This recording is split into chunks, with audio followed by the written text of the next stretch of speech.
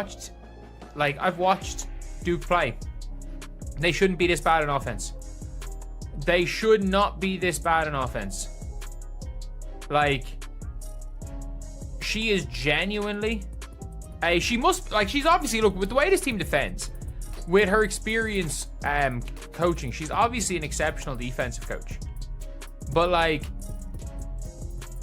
that's why I'm concerned. I don't think Carl Lawson's a bad coach. I think she is maybe the worst offensive coach I've ever seen in basketball. They're just not they're going to fuck it. I have this really strange feeling that they're going to fuck it. That they're going to try to justify it. Like, she's going to be, and everyone's like, oh, she's on the Team USA team. No, she's in Team USA camp. There's 20 fucking players in that camp. Hey, Ariel Atkins is going to be at that camp. Sonia Citron's going to be at that camp. Do I think they're going to pick Caitlin Clark over Sonia Citron? Man, they picked Jewel Lloyd over Caitlin Clark. They picked an injured player over Caitlin Clark. They literally picked an injured player over her. Like, it is what it is. They picked an injured player over her for the last Olympics. You have to just go and like take the team that's going to win and not the best individual players. And I think if your tactic is you want to win the game in the 60s, Caitlin Clark's not the player for you, and we can all be honest with that. We can say that's a dumb tactic, but if you want to win a game in the 60s, Caitlin Clark's not the player for you. Like, you have enough scoring, and you're just going to go and play full defense maybe? Dump the ball into A'ja Wilson. If you want to run and get out and use the advantage that Stewie and A'ja Wilson have, if you want to go and use the advantage that Copper gets, if you want to use the advantage that Angel Reese is going to bring you on the inside,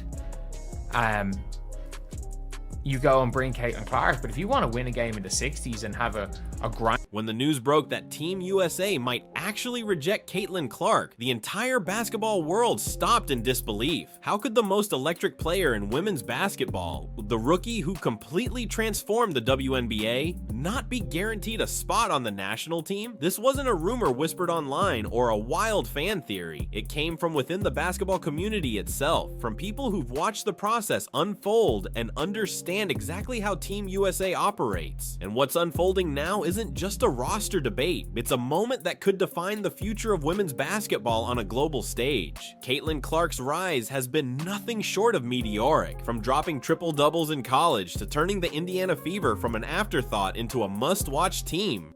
She's already done more in her rookie season than most players do in a decade. Rookie of the Year, league leader in assists, viral moments every other night. Her resume speaks for itself. But as impressive as that sounds, none of it guarantees her a Team USA jersey. Because this time, it's not about stats or fame, it's about fit. And the person in charge, Coach Kara Lawson, has a very different vision of what winning basketball looks like. Lawson's philosophy has always been defense first, control the tempo, and grind teams down. That's exactly how she's coached at Duke. Under her leadership, Duke's offense often struggled to score even 50 points against elite competition, but their defense was brutal. She builds teams that slow the game to a crawl, make every possession a war, and dare opponents to survive in the trenches.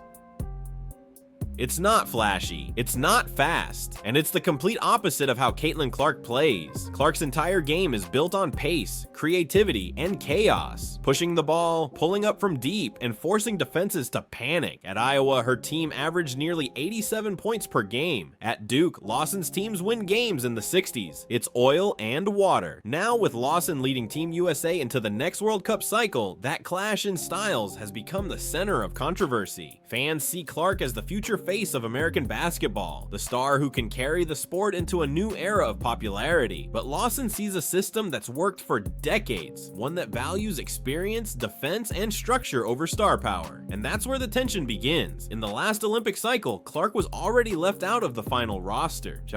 The committee picked established veterans, even choosing injured players over her, citing system fit and international experience. That wasn't just a snub, it was a statement. Team USA doesn't bend for anyone, not even the sport's biggest star. They care about chemistry, about players who know FIBA's physical style, and about defense that wins when the pace slows down. This time, nothing's changed. The same logic might apply again. Let's look at the competition Clark faces. Jackie Young, a defensive powerhouse from the Aces, can guard anyone and still put up points. Alyssa Thomas, arguably one of the most versatile players in the league, dominates on both ends of the court and fits perfectly into a defensive-first system. Chelsea Gray, even coming off injury, brings veteran leadership and experience that Lawson trusts.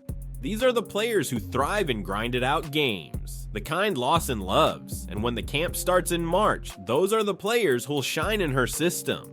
Clark, she'll have to prove she can play a different kind of game, one that doesn't revolve around her, but that's easier said than done. Clark isn't just a scorer, she's a playmaker who needs freedom. She thrives when the ball is in her hands and the offense moves around her decisions. In a rigid, half-court, defense-oriented system, that freedom disappears. Suddenly, the player who redefined offensive creativity might look out of place. It's not about her talent, it's about whether the system even allows her to be herself. That's what makes this situation so brutal. It's like asking a race car driver to slow down for traffic. Still, the idea of leaving Caitlin Clark off the roster seems almost unthinkable. She's not just another player, she's a cultural phenomenon. Every arena she plays in sells out, every highlight goes viral, sponsors love her, fans adore her, and broadcasters build schedules around her name. She's done for women's basketball what few athletes in any sport have done. She made it mainstream. Leaving her off Team USA would be a massive PR risk, one that would spark outrage and endless debate. Yet the same could have been said before the Olympics, and Team USA didn't flinch then either. They picked their system and won gold. That's their justification. Winning comes before everything else. And if you look at the numbers, Lawson's logic makes sense in her own way. The international game is slower, more physical,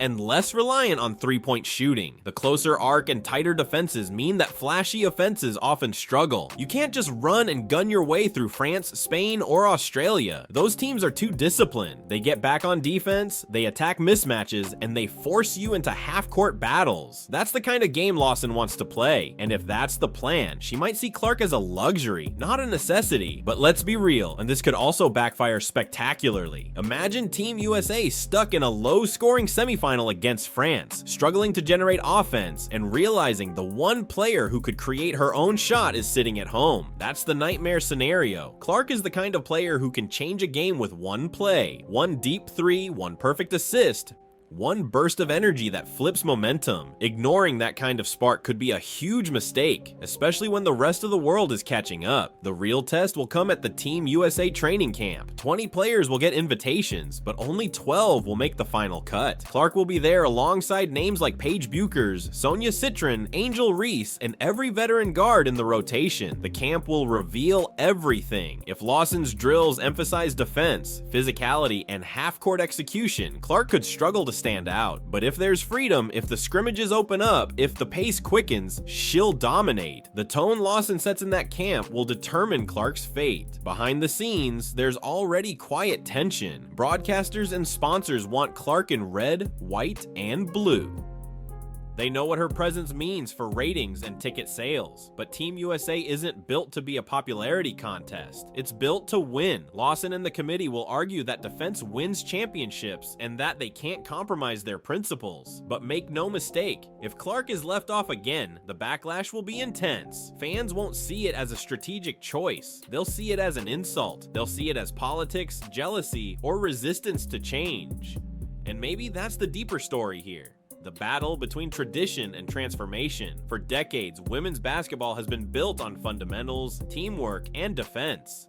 Then Caitlin Clark showed up and rewrote the script. She brought swagger, range, and spectacle. She made the game fun to watch again, but not everyone is ready to embrace that shift. Lawson represents the old guard, the system, the control, the structure. Clark represents the revolution, pace, flair, freedom. And right now, those two worlds are colliding. Some insiders believe there's still hope. If Clark proves she can adapt, play within a structured system, defend hard, and still make plays, she could force their hand. Because even the most disciplined coaches can't ignore greatness forever. Others think the decision's already made, that Lawson's loyalty to defense-first basketball will keep Clark out no matter how well she performs. Either way, the March camp will decide everything. If she makes it, it could be the start of a new era. The blending of old school fundamentals with modern creativity, but if she doesn't, it'll send a clear message. Team USA is sticking to its ways even if it means leaving its brightest star behind. The debate will explode, the headlines will write themselves, and once again, Caitlin Clark will find herself at the center of the storm. Whether she's wearing the Team USA jersey or watching from home, one thing is certain, Caitlin Clark has already changed the game. She's forced coaches, committees, and even fans to rethink what greatness looks like. And if Team USA chooses to move forward without her, they might just learn that sometimes the biggest mistake isn't losing a game, it's leaving the future of the sport sitting on the sidelines.